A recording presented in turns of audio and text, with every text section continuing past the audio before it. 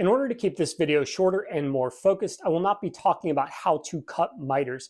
I will link below a video that is far more in-depth on improving your miters or just cutting them in general. I'm going to assume you know how to cut miters. Now, the order of operations for this is pretty important. So the first thing we're going to want to do is just cut out our 4 box sides and put miters on them. We're going to just leave them all the same size, just as if we were making a normal square or rectangular box. The key here is that once we cut the slope, we now have an angle on one side and we can no longer reference both sides off. So if you cut the slope first, the taper first, you will not be able to reference that off for the miter on both sides. So make sure you do the miters first. And I also suggest doing any base related cuts first. So we will do miters. Then for me, I do a base groove inside of there while everything is still an equal sized square rectangular piece as if we were making a normal box. Only after that will we begin all of the angle cuts for the tapers on the 2 end pieces and the main connections.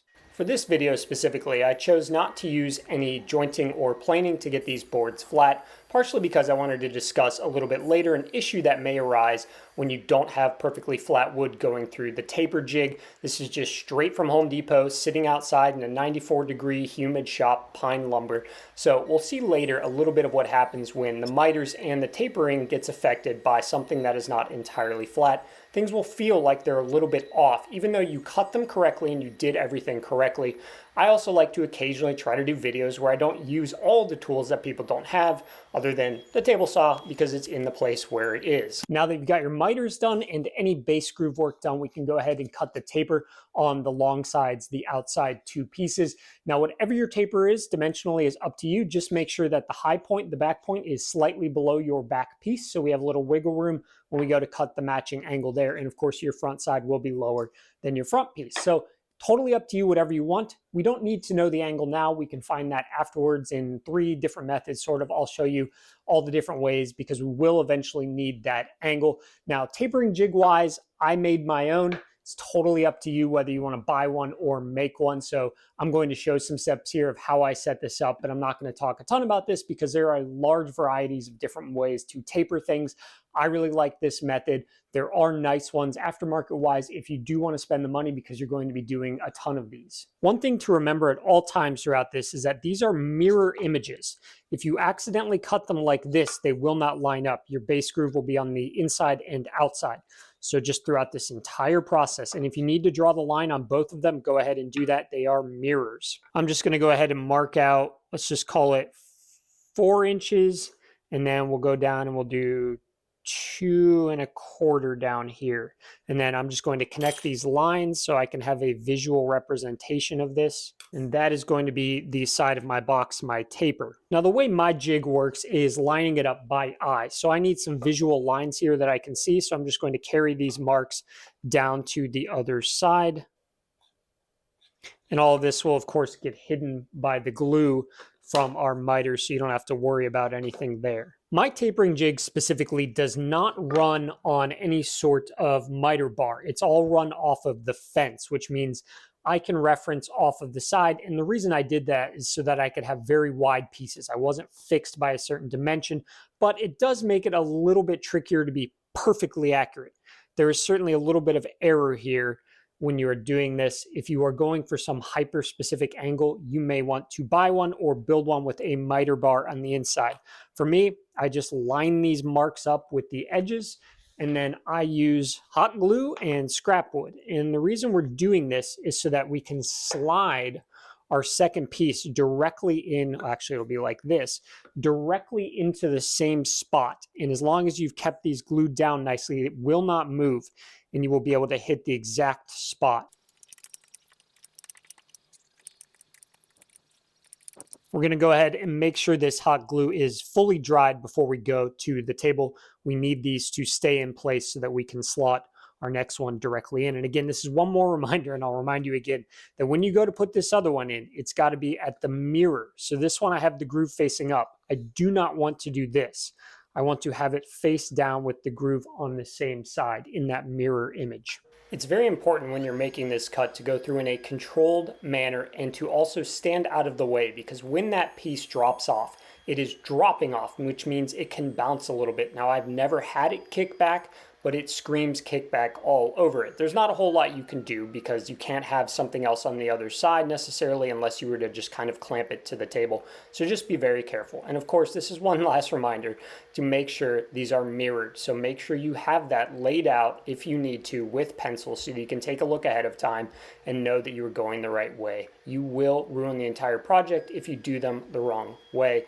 I personally like a jig that runs up against the fence for size, but this will work totally fine if you have one that uses a miter bar as well. If you did that correctly, you will now have two identical mirroring pieces.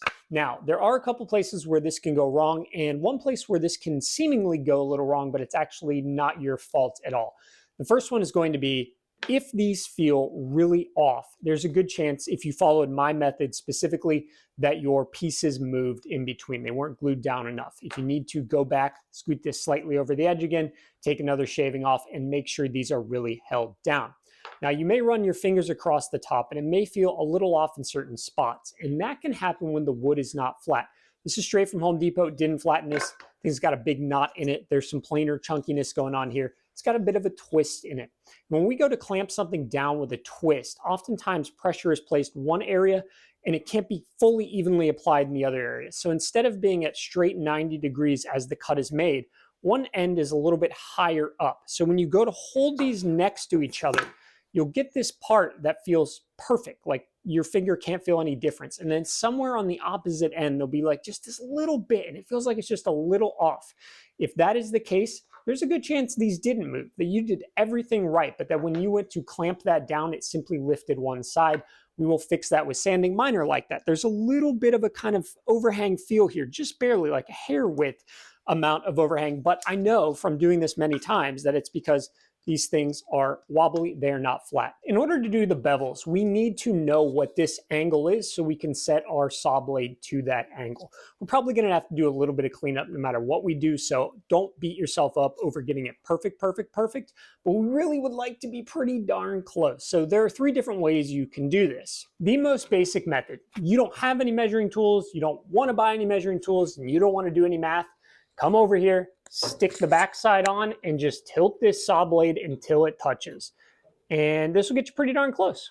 It's not gonna be perfect, but we'll probably have to do some cleanup with all of them, but it'll get you pretty darn close. And you can make some test cuts ahead of time if you really wanna check, but that's going to be your most quick and dirty option, and it works. It does work with a little bit of cleanup. Our second method is going to involve a basic bevel gauge.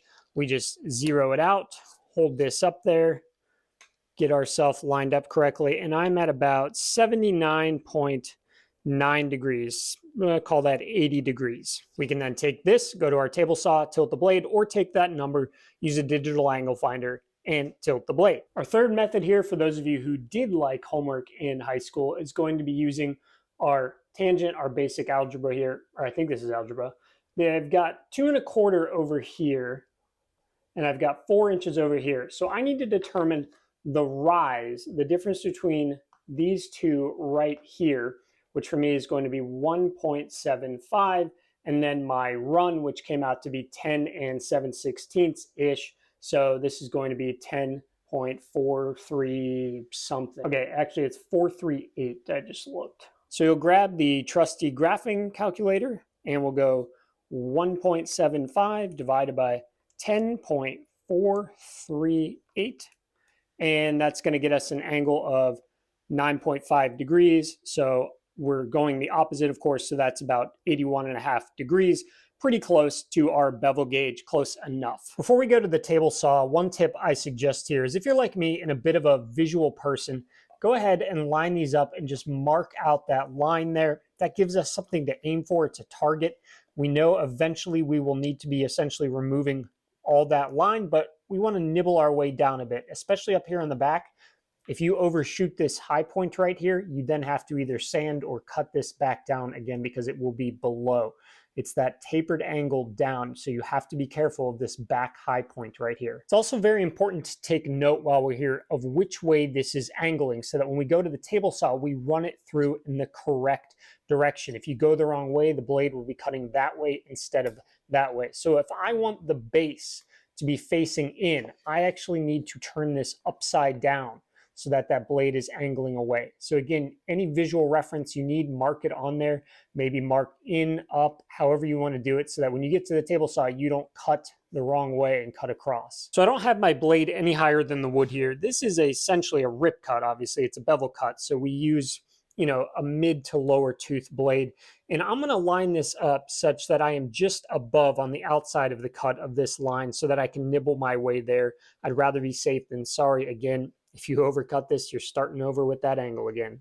I always like to do these in 2 passes, one to remove 95% of the waste, then at least one nibble cut later, sometimes many if I'm a ways away, but it's much easier to do a little sanding if it's too high than way more sanding if it's too low. So I took a second nibble cut and I made a slight angle adjustment, and I've got these now to where they're nice and flush. For me, the offset, I was taking too much off of the back and not enough of the front.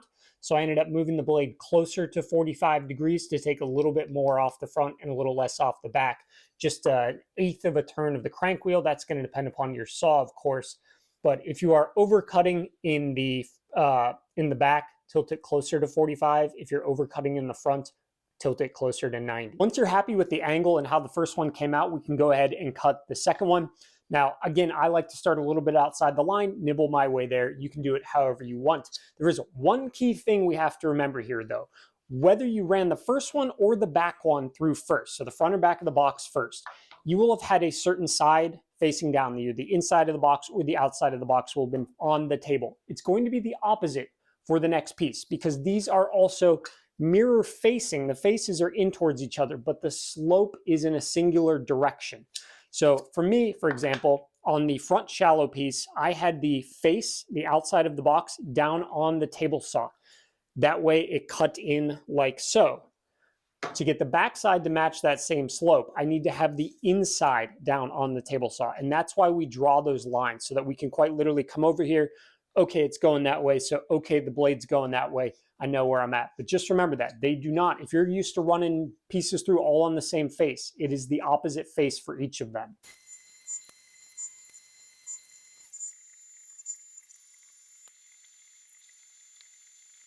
And just like that, we now have our continuous slope coming down back to front. That should get you the exact angled miters you need, tapered miters, slope miters, whatever you want to call them, to make your box flow extremely nicely. At this point, if you followed all of those steps and everything went smoothly, your angle was correct, you will have your tapers on the side and your bevels on the front and the back, and it will flow nicely down a single slope. You obviously finish the box off normally from here, sand, any staining, any pre-finishing, whatever. There's only one tip I have remaining, and that's when it comes to glue, because this is no longer a nice, evenly four-cornered mitered box of all the same height.